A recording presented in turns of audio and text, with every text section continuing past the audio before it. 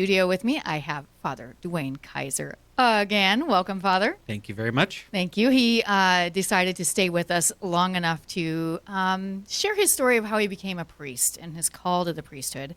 I don't know. You've been around how long have you been a priest? I just celebrated 25 years. Oh, congratulations. That's right. We had you in the Bishop's Bulletin. I forgot. Yes. I have a bad memory. So, so you've been around the diocese a bit. Yes. And so there's probably quite a number of people who know you, but there's a lot who probably don't. So it's a good way for people to get to know you. Sure. So we're going to talk about how you got your call, but let's start first with just some background, your family, where you grew up, things like that. Okay. Well, I grew up on a farm north of Alexandria, Okay.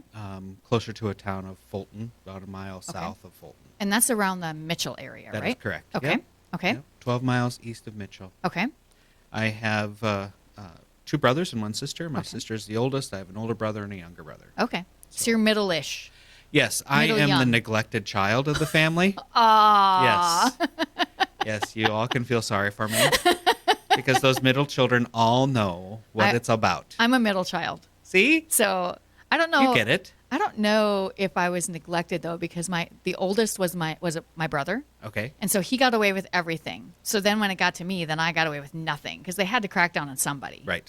So it was really bizarre, and I didn't love it. Well, with having a brother older and younger than me, my Yes. brothers never played with me, so I was neglected. Oh. I know. You got to feel sorry for me. And did you go to school then in Alexandria? Yes. Okay. There At was that time, there were 3 schools, 3 buildings. Okay. So I started out in Farmer in kindergarten, went to Fulton for 3 years, came back to Farmer until 6th grade, or 7th grade, and then came into Alec for high school. And do any of those schools still exist? I'm No. not trying to make you feel old. Farmer and Fulton are both closed, and Okay. both the buildings are destroyed. Oh gosh. Yeah, right? Well, if it makes you feel any better, the place I went to high school is gone too. See, yeah, it all happens to all of us, It right? does. Yeah, It will they eventually. build new buildings every 50 years, so You're right. Okay. What did your parents do? my parents were farmers. Okay. Small family farm, the last of the small farms. Now So- they're all bought up around there, I suppose. A lot of them. Yeah. Mm-hmm. Yeah. Which is typical, right? Correct. Yeah. Yeah. Okay. So, did you have a plan Well- before you? Was there something else you were going to do? And Yes. if you say fireman, No, I mean, okay. I didn't want to be a fireman. Okay. Good. No. I was wanting to go to Votech school here Okay. in Sioux Falls, Uh-huh. Southeast Votech, and either be a chef or a horticulturist. Oh. I loved both of those. I loved Okay. cooking, loved being in all that kind of stuff.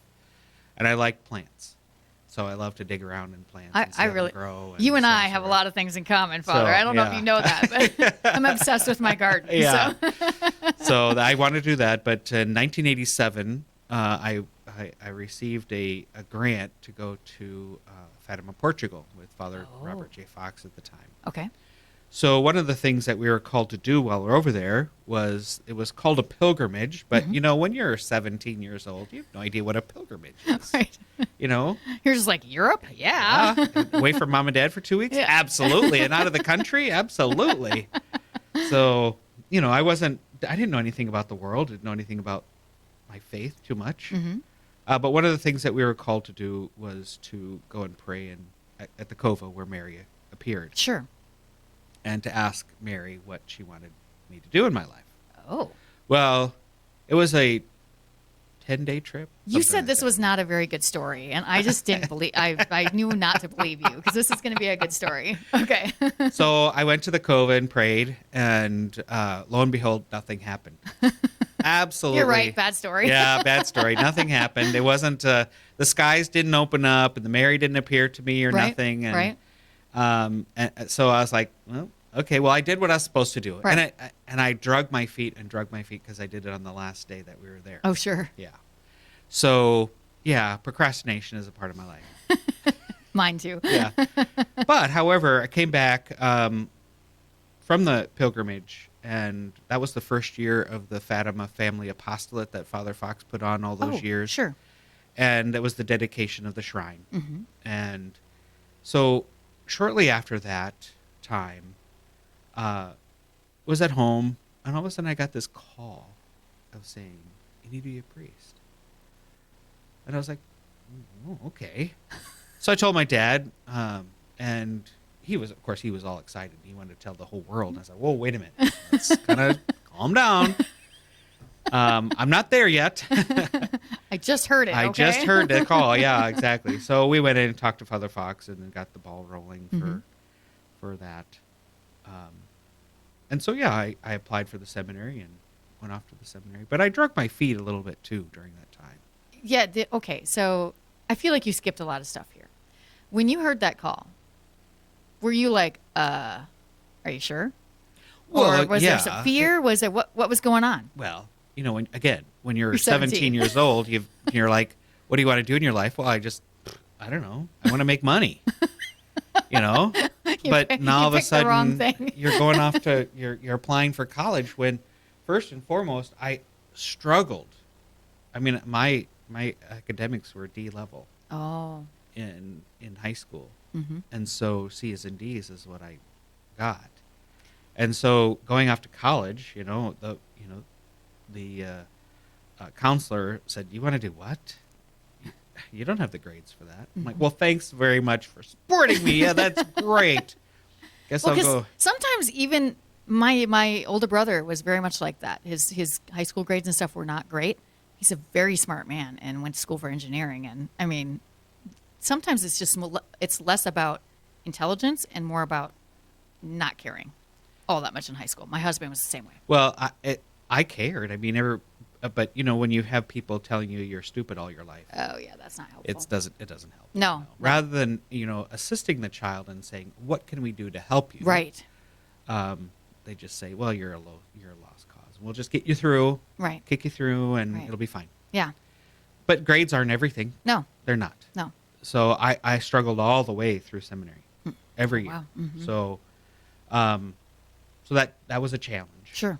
In seminary, but not really knowing what the priesthood was all about. I was always fascinated with what the priest was doing on the altar. Right. It just all the shiny stuff that was up there, the lights, the vestments, and that just fascinated me. Were you an altar server at all? I was never an altar server. Okay. Interesting. Okay. Nope. I would have thought you would have been. Nope. I was never an altar server. Okay. In fact, the first time that I ever served was I went to a boys' camp, a vocations boys' camp in Blue Cloud Abbey. Mm-hmm. And the first time I ever served was with Bishop Dudley.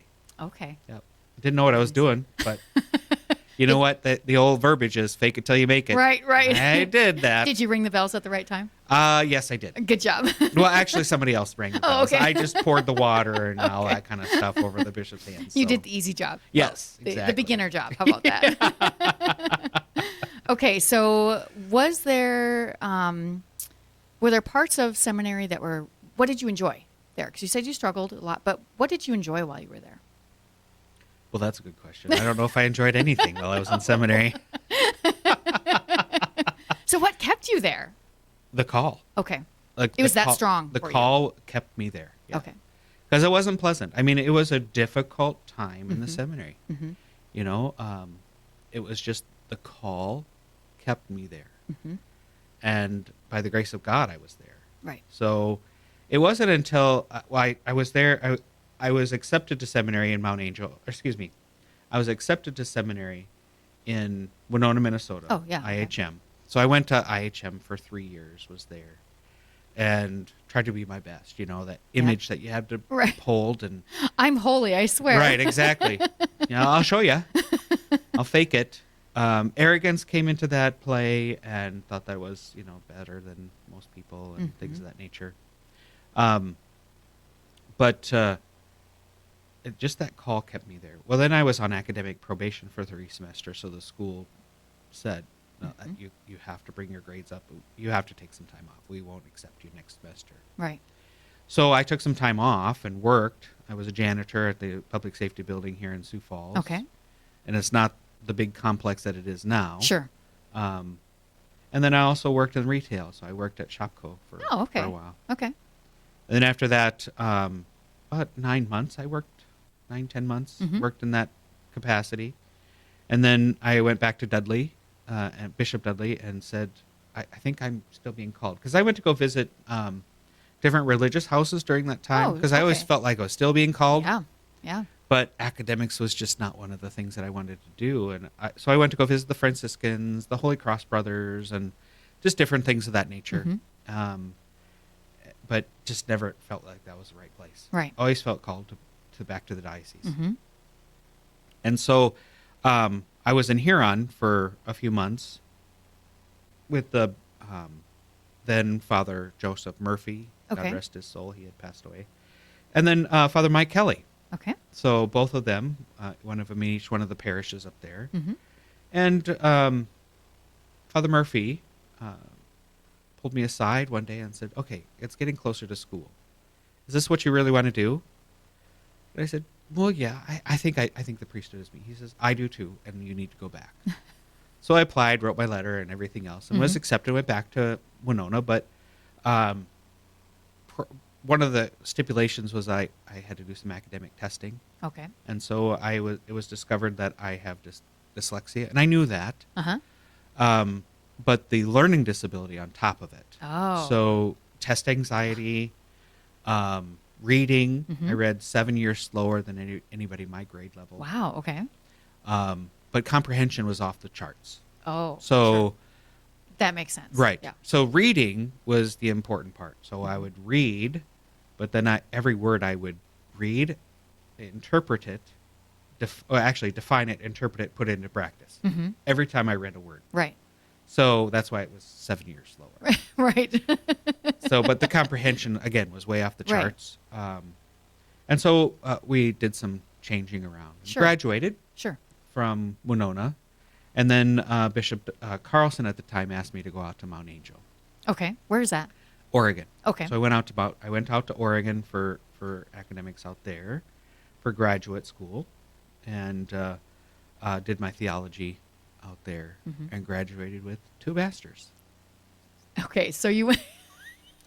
Right? That's hilarious. So you went from, this is so difficult, I hate it, to graduating with 2 master's degrees. Yes. Yeah. I was the only seminarian that year that graduated with 2 masters. Yeah, that's a gift from God. Absolutely. Yeah. And Bishop Carlson at the time says, "Why are you? I don't want you to do this masters. Just get the masters that is given to everybody." I said, "But I'm not doing it for you. I'm proving to myself that I can do it." Yeah. Oh, okay. Well, I don't want you to do it. Well, I'm going to do it anyway, I said.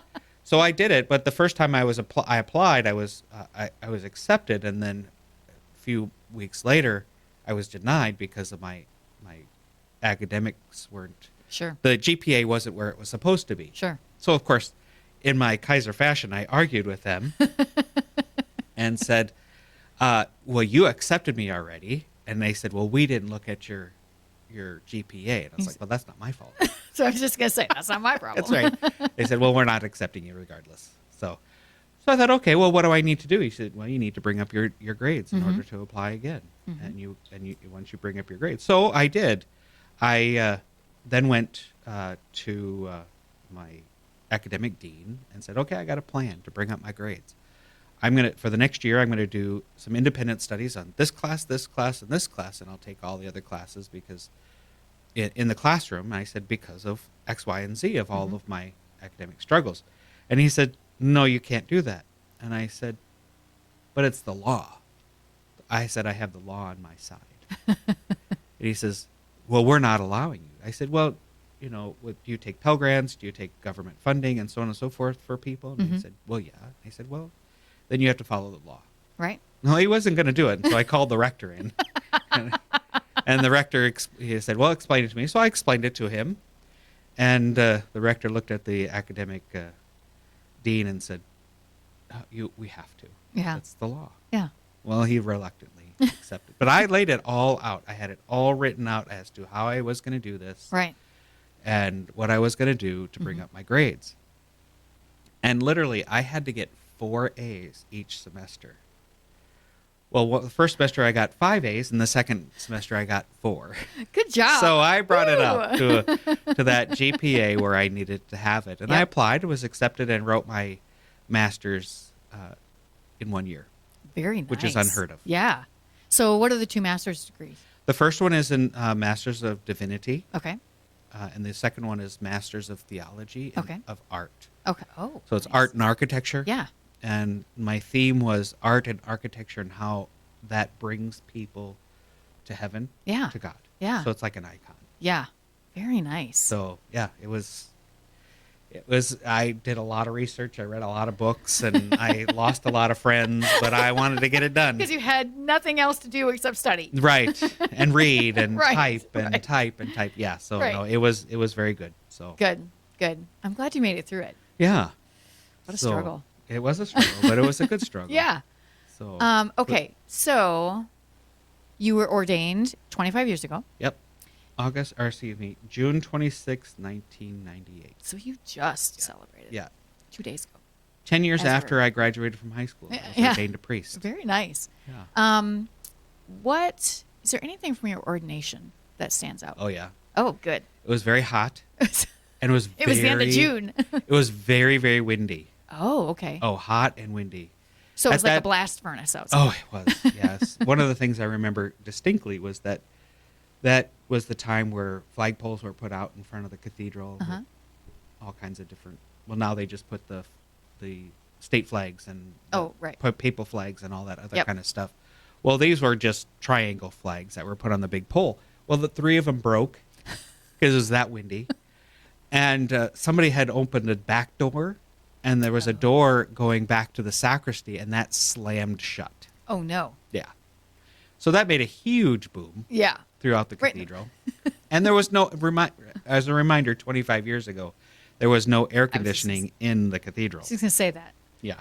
I don't know how priests do it. I just don't So know with it all was those very, things very on. hot. Yeah. Yeah, it was very, very hot. But, I didn't focus on that because I was focusing on Oh, thank goodness. being ordained. Yes. It was Yes. Yes. But, what's interesting is that day there were three different colors. I saw three different colors that day Okay. as the day progressed. Okay. Yeah. Gold, red, and green. Okay.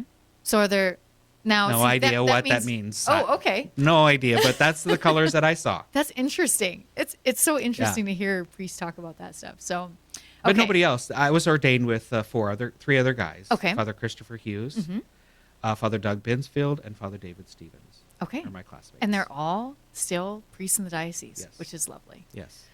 Okay, so you are currently chaplain at the Avera McKinnon Hospital. Correct. And you have done and there might be some other stuff you want to get to, but I want to make sure we get to this.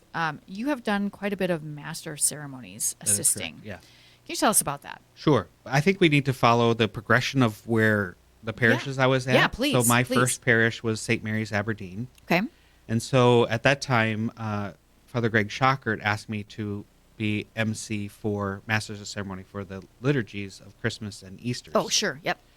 And so I was there also. I was MC for something that Bishop Carlson was there for Okay. too. And I think he kind of saw what I did and how I did it. And after 2 years, I was transferred to Yankton. Mm-hmm. At Christmas time, he asked me to come up and help do liturgies At the cathedral. at the cathedral. Okay. So I thought, well, why not? Yeah.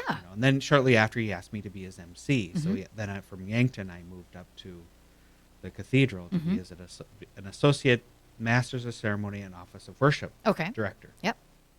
And so what does it mean? It means that you direct the liturgies. Okay. So with that, you're directing the bishop, Mhm. so it relieves him of the tensions or the responsibilities of knowing what's going next. Okay, sure.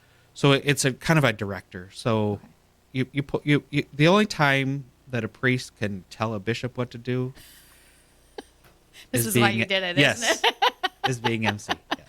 So I have a question about this because I've watched different priests, Father Lawrence, at my own parish. Father Schaefbauer has, on occasion, done the MC duties. And I've noticed that when a priest does that, it seems like they're not acting as priest because they're not taking part in the consecration and those kind of things. Can you explain that to me? Well, at that time, they are the director. Okay. So you can concelebrate. Okay. It's not recommended, though. Okay. So you take a step back. You're just the priest director Okay. during that time. Is that just so you can focus on the thing you're supposed to be doing? That is correct. Okay. Yeah. Because Okay. it is kind of hard to pray the Mass Yeah. and concelebrate while leading it at the same time. Yeah. because you are directing not just the bishop, but you're directing the deacons Yes. and the seminarians who are serving or the servers. Right. And you're directing all the other priests that are Right. there. So you have to be mindful of what's going on around you. Sure. And it's hard to pray Yeah. the Mass Yeah. while you're doing that. Yeah. If any of you have been to any of the ordinations recently, you've probably seen Father Kayser doing MC duties then as well. And I think you have to have a little bit of a certain personality to do this. I think so. You have to be, and I'm going to say this in my Renee way, you have to be a little bit bossy. Yes. A little bit. A little bit. Just because you got to get everybody in their place and not waste a lot of time trying to figure it out. Like, Right. be able to, boss it around just Yeah, a little bit. and really sometimes it's like herding cats. Yeah, yes. I've noticed that because I've been to a few rehearsals for ordination, and it is a little bit because everybody gets a little squirrely. Well, and not only that, but everybody has their own opinion yeah, as to how it should be too. yeah. And you And- have to actually study that, Yeah. like to know what the liturgy is supposed to be. There's Correct. a lot of work behind that. There is. Yeah. Thank you for clearing up some of that. Yeah, but it's a working understanding of the liturgy. Yeah. It's a working understanding of people Mm-hmm. because you have to know how to direct people in a good way. My Right. favorite thing to do as an MC is to be unnoticed, Oh yeah. and that's a successful Mass. Yeah. If somebody says, "Well, I didn't see you up there," I did my Perfect. job. Yep, I did my and job. nothing fell apart, and Right. and the photographer didn't run out by the altar. Right. Yes. Exactly. You have to be the blocker for One of the for most wrong photographer. Right. One of the most embarrassing things that I ever done as an MC was a midnight Mass Uh-huh. at the cathedral. My family was there because I invited them, but my sleeve, my surplice, got caught on a Saboria lid. Oh no. And as I was moving my hand back, it fell on the floor and made a huge sound throughout the entire cathedral. And I was so embarrassed. They knew you were there that day. Yes, they knew I was there that day. And my nephew at the time was probably 8 or 10. And that's the first thing he asked me. So, is that what you always do, is drop something? You were like, shh, shh.